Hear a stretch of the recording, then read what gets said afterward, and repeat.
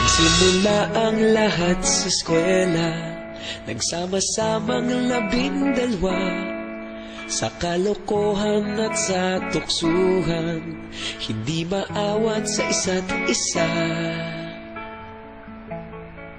Madalas ang standby sa cafeteria, isang barkada na kay saya. Laging may hawak-hawak na gitara, konting udyok lamang kakanta na.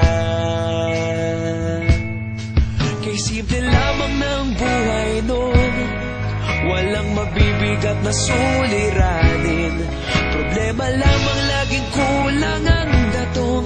Sana napunta ang panahon? Sana nga ba?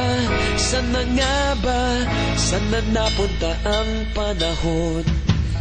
Sana nga ba? Sana nga ba?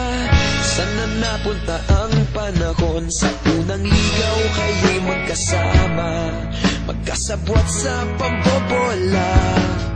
Walang sikreto kayong tinatago, okay sarap ng samahang barkada. Nagkawatakan na sa kolehiyo, kanya-kanya na ang nilakaran. Kahit minsanan na lang kung magkita, pagkakaibigay hindi nawala. At kung saan na napadpad ang ilan, sa dating eskwela meron din naiwan. Meron pa ng mga ilang nawala na lang, nakakamiss ang dating samahan. Sana nga ba? Sana nga ba? Sana nga bang barkada ngayon? Sana nga ba? Sana nga ba? Sana nga bang barkada ngayon?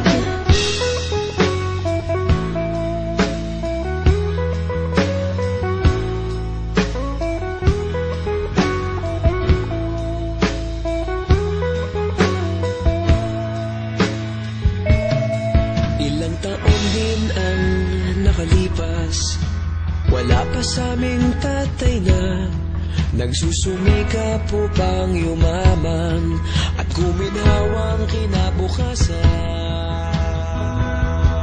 Paminsan-minsan kami nagkikita, mga naiwan at natira. At gaya nung araw namin sa eskwela, pag magkasama'y nagwawala. Napakahirap malimutan ang saya ng aming samahan.